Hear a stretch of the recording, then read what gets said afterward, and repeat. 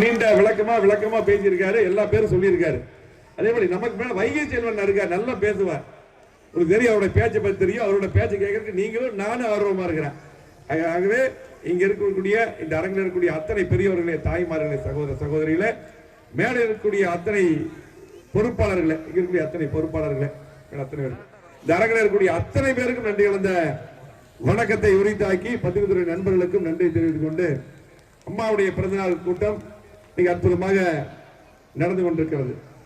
இன்னைக்கு அம்மாவுடைய பிறந்தநாள் இங்கே மட்டுமல்ல, தமிழ்நாட்டில் மட்டுமல்ல, தமிழ் மக்கள் எங்கெங்கு வாழ்கிறார்களோ அங்கெல்லாம் அம்மாவுடைய பிறந்தநாள் கொண்டாடப்படுகிறது.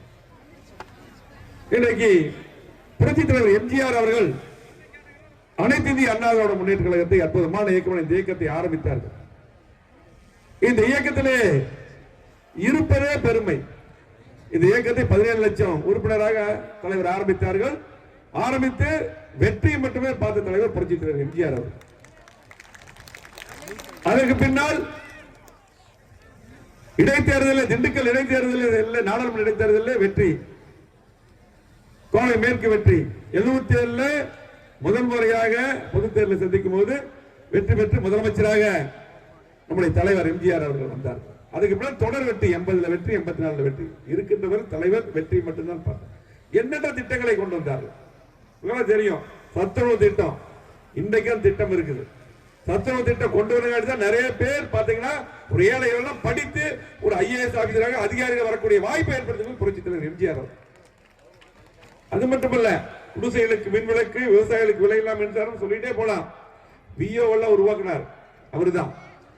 அதுக்கு பின்னால் தலைவர் மறைந்த பின்னால் இந்த கழகத்துக்கு தாயாக நான் இருக்கேன் என்று பிரிந்த கழகத்தை ஒருங்கிணைத்து இன்றைக்கு புரட்சித் தலைவி அம்மா அவர்கள் இந்த இயக்கத்தை வளர்த்து 1.5 கோடி உறுப்பினர்களாக இந்த இயக்கத்தை மாபெரும் இயக்கமாக மாற்றியவர் புரட்சித் தலைவி அம்மா அவர்கள்.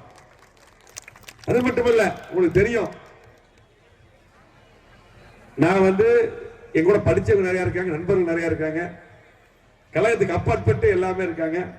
நான் இங்கதான் திருமணம் பண்ணியிருக்கேன், மதுக்கிறேன், குறும்பாளையம் மதுக்கிறேன், எல்லாம் வரது. இங்க பூராமே நான் விளையாடாத கிரவுண்டு கிடையாது. எல்லா பக்கம் இங்க கூட விளையாடினவங்க, எல்லாமே படிச்சவங்க, பழகினவங்க எல்லாம் இருக்கீங்க. இன்னைக்கு என்ன போல உங்கள் ஒருத்தர் இருந்தவங்களோட இன்னைக்கு சேர்மனாக, ஒரு சட்டமன்ற உறுப்பினராக, ஒரு அமைச்சராக முக்கியமான பொறுப்புகள், உள்ளாட்சித்துறை மிகப்பெரிய பொறுப்புகள் எல்லாம் கொடுத்து அதிகமான துறை அம்மா தந்தாங்க. 10 சிறப்பு திட்ட செயலாக்கத்துறை, அப்புறம் தொழில்துறை, வருவாய்த்துறை, அதுக்கப்புறம் உள்ளாட்சித்துறை, சட்டத்துறை அமைச்சர், அதுக்கப்புறம் P&R, நிறைய டிபார்ட்மெண்ட் புரட்சித் தலைவி அம்மா அவர்கள். அப்படிப்பட்ட தலைவி அம்மா அவர்கள். அது மட்டுமல்ல, இன்னைக்கு எங்க நம்மள மாதிரிதான் ஒரு சிலுவம்பாளையம் கிராமத்தில் ஒரு கிளைச்சலாளர் பிறந்தவர் தான், இன்னைக்கு இளைச்சலாளர் இருந்தவர் தான், இன்னைக்கு பொதுச் செயலராக முதலமைச்சராக வந்தவர் எடப்பாடியார் அவர்கள். நமக்கு அதிமுக அப்படித்தான். இன்னைக்கு நான் மட்டும் விவசாய குடும்பத்தில் பிறந்தோம். வைகை செல்வன் சாதாரண அவர் அமைச்சராக இருந்தார். எல்லாருமே பொறுப்பு எல்லாருமே பாத்தீங்கன்னா அப்படித்தான். ஆகவே நம்ம எல்லாம் உருவாக்கி இன்றைக்கும் திட்டங்கள் மூலமாக ஒவ்வொரு குடும்பத்திலும் வாழ்ந்து கொண்டிருக்கிறார் புரட்சித் தலைவர் அம்மா அவர்கள்.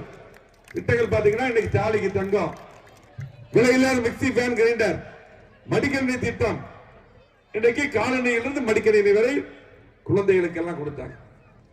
சொல்லிட்டே போலாம். அம்மா பரிசு பட்டகம். இன்னைக்கு பாத்தீங்கன்னா அறிஞர் அண்ணா அவர்கள் ரூபாய்க்கு ஒரு படி அரிசி போடணும்னு நினைச்சார். சென்னையில, கோயம்புத்தூர்லயும் அறிமுகப்படுத்துறாங்க. அதுக்கப்புறம் முடியல. ஆனால் விலையில்லாத அரிசி கொடுத்தவர் புரட்சித் தலைவி அம்மா அவர்.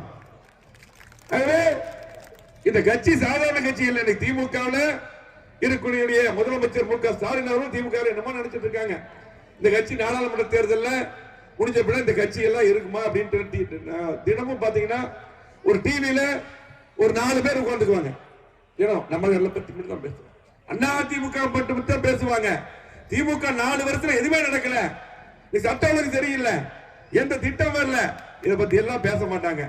அதிமுக ஆளுங்கட்சியா இருந்தா நம்மளை பத்தி தான் பேசும், எதிர்கட்சியா இருந்தா நம்மளை பத்தி தான் பேசுவாங்க. நம்மளை பத்தி பேசினா தான் டிவியில எல்லாம் பார்ப்பாங்க.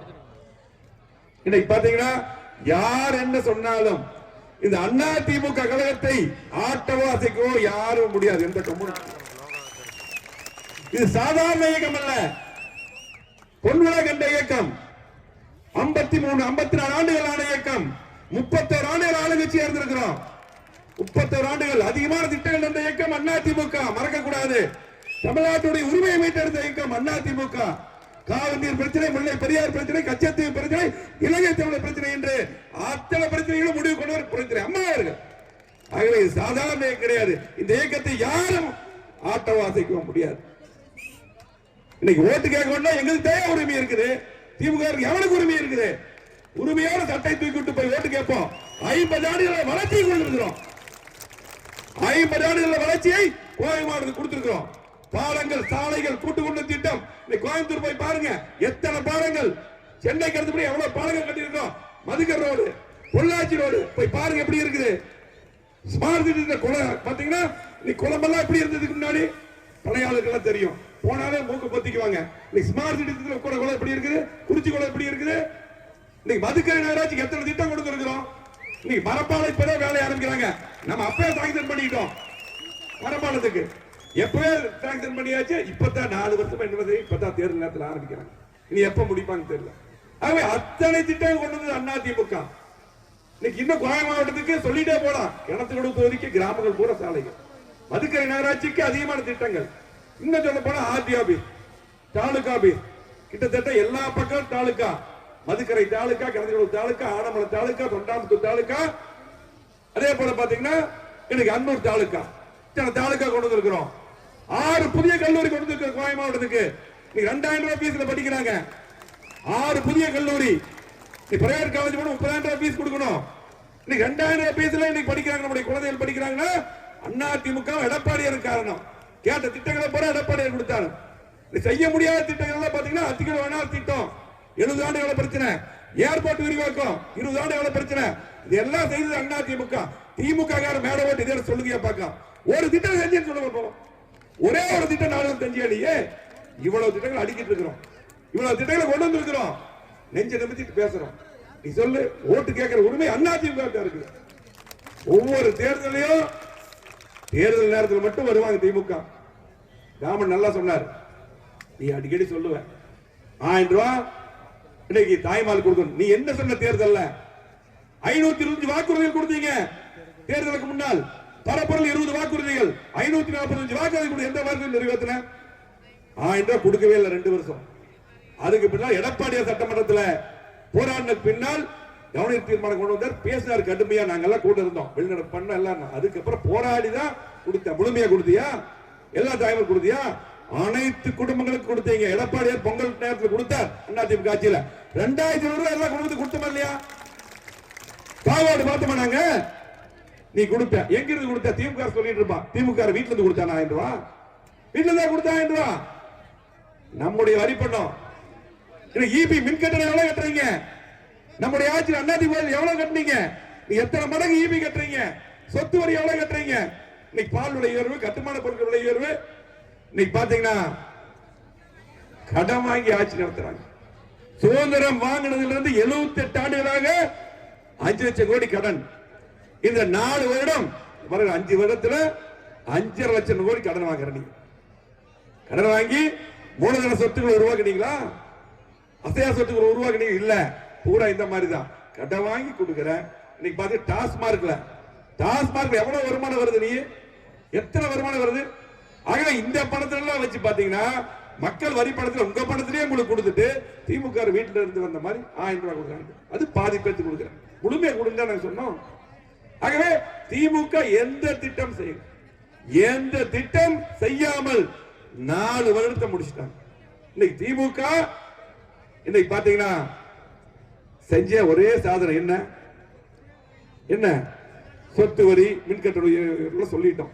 இன்னைக்கு யாராவது வீடு கட்ட முடியுமா? யாராவது வீடு கட்ட முடியுமா? சொல்ல. சிமெண்ட் என்ன விலை? கம்பி என்ன விலை? மணல் என்ன விலை? மணல் மண்ணெல்லாம் இங்க மதுக்கரையில் தான் இந்த நகராட்சி இங்க இருக்கக்கூடிய இவங்க போற கடத்துல போற டிவியில பாத்தீங்கன்னா அதே தான் வந்துட்டு இருக்குது. இங்க இருக்கிற போற கடத்துறாங்க. இதுதான் திமுக ஆட்சியில. எங்களுடைய ஆட்சியில ஒரு லோடு மண்ணுக்கு யாராவது வசூல் பண்ணாங்களா? இன்னைக்கு எத்தனை வசூல் பண்றீங்க? ஒரு லோடு மண் எடுக்க முடியுதா? ஒரு லோடு மண் எடுக்க முடியுதாங்க? சொந்த இடத்துல மண் எடுக்க முடியுமா? இப்படிக்கு சொந்த இடத்துல மண் எடுக்கிறதுக்கு கப்பம் கட்டணும். இதுதான் நிலை. இதுதான் திமுக ஆட்சி. யாராவது ஒரு லாரி வச்சு ஓட்ட முடியுமா? லாரியே கடன் வாங்கி ஓட்டுவாங்க. அந்த லாரியே இன்னைக்கு பாத்தீங்கன்னா அவ்வளவு மோசமான நிலை. தொழிலாளர்கள்லாம் மக்கள் முடிவு பண்ணிட்டாங்க. இன்னைக்கு திமுக ஆட்சியில திட்டங்கள் வருவது மட்டும் கிடையாது, சட்ட ஒழுங்கு செய்வது சரியில்லை. இன்னைக்கு காவல்துறை இருக்கக்கூடிய போலீஸ் இன்ஸ்பெக்டர், டிஎஸ்பி, எஸ்பி எல்லாம் என்ன பண்றாங்க? எந்த வேலை செய்யறது இல்ல, பொய் வழக்கு போடுறத வேலையே. இன்னைக்கு பொதுமக்களுக்கு பாதுகாப்பா இருக்கிறீங்களா? என்ன பண்றீங்க? திமுக கடந்தா போய் பிடிக்க வேண்டியதானே, பிடிச்சி கேஸ் போட உள்ள அரெஸ்ட் பண்ணி உள்ள வையே. நீ பொதுமக்களுக்கு பாதுகாப்பு கிடையாது, நீ பெண்களுக்கு பாதுகாப்பு இல்லை. எங்க பார்த்தாலும் பாலியல் குற்றங்கள், எங்க பார்த்தாலும் திருட்டு. எந்த இன்ஸ்பெக்டர் போலீஸும் வேலை செய்யறது இல்லை, எங்க பார்த்தாலும் கஞ்சா விற்கிறானுங்க. தயவு செஞ்சு சொல்றேன், போலீஸ்காரருக்கு தயவு செஞ்சு மாறிக்கிங்க. கண்டிப்பா அடுத்து அதிமுக ஆட்சி, ஒரு வருஷம் அதிமுக ஆட்சி மாறிக்கிங்க. அப்ப நாங்க வருவோம். நாங்க அதிமுக ஆட்சி இருக்கும்போது காவல்துறை மரியாதை நடத்தணும். எவ்வளவு மரியாதை கொடுத்தோம்? சுயமா நடத்துறீங்க. இன்னைக்கு எங்க பார்த்தாலும் கஞ்சா விற்கிறான். உங்களுக்கும் குழந்தைகள் இருக்குது, இன்னைக்கு பாத்தீங்கன்னா ஸ்கூல்ல, காலேஜ்ல எல்லாமே கஞ்சா விற்கிறான். தயவு செஞ்சு மனசாட்சியோட வேலை செய்யுங்க. மக்கள் வரி பணத்தை சம்பளம் வாங்கக்கூடிய போலீஸ் மனசாட்சியோட வேலை செய்யுங்க. எங்க போனாலும் இன்ஸ்பெக்டர் தாயா, எங்க போனாலும் டிஎஸ்பி தானே டிரான்ஸ்பர் பண்ணிட்டு போறான். என்ன பண்ண முடியும்? கூட வேலை எடுக்க முடியாது. தயவு செஞ்சு வேலை செய்யுங்க, மனசாட்சியோட வேலை செய்யுங்க. அது மட்டும் இல்ல, இன்னைக்கு திமுக ஆட்சியை ஒட்டுமொத்த மக்கள் வெறுத்துட்டாங்க. இன்னைக்கு பாத்தீங்கன்னா திமுகவுக்கு யார் ஓட்டு போட தயாரில்லை. ஏழைகள், நடுத்தர வர்க்கம், விவசாயிகள், தொழிலாளர்கள், தொழில் முதலீட்டாளர்கள் எப்பவுமே ஓட்டு போடக்கூடிய அரசு இந்த ஆட்சி வேண்டாங்கிறாங்க. நீ ஒட்டுமொத்தமாக இந்த ஆட்சி வேண்டாங்கிறாங்க. தமிழ்நாட்டு முழுவதும் ஒரே குரல், எடப்பாடியார் எப்ப முதலமைச்சர் வருவார், மீண்டும் விடுபட்ட திட்டங்களை தருவார், மீண்டும் எடப்பாடியார் முதலமைச்சர் வருவார். எழுதி வச்சுங்க. நாடாளுமன்ற தேர்தல் வேறு, சட்டமன்ற தேர்தல் வேறு. சட்டமன்ற தேர்தலுக்கு அதிமுக தான் ஓட்டு போடுவாங்க, எடப்பாடி முதலமைச்சர் வருவார். கோவை மாவட்டத்தை, இந்த கிழக்கு தொகுதியை, மதுக்கரை நகராட்சியை புறக்கணிப்போம், மீண்டும் விடுபட்ட திட்டங்களை கொண்டு வருவோம் என்று சொல்லி இந்த சிறப்பான கூட்டத்தை ஏற்பாடு செய்து நடத்திய மதுக்கரை நகராட்சி சண்முகராஜ் அவர்களுக்கும், அதே போல மருதமணி சொல்றார் குப்பை எடுக்கிறது இல்ல, வெள்ளூர் குப்பை வாசம் இதுவரை வருது, குப்பை வாசம் வருது. சட்டமன்றத்திலேயே கவன தீர்மானம் கொடுத்திருக்கோம். அதையெல்லாம் உடனடியாக நடவடிக்கை எடுக்க வேண்டும். எடுக்காவிட்டால் மீண்டும் நாங்கள் நடவடிக்கை எடுப்போம் என்று சொல்லி இந்த சிறப்பான கூட்டத்தை ஏற்பாடு செய்த மதுக்கரை நகரத்தில் சண்முகராஜ் உட்பட இணைந்து பணியாற்றிய அத்தனை பேருக்கும் நன்றி கூறி விடுதலை. நன்றி, வணக்கம்.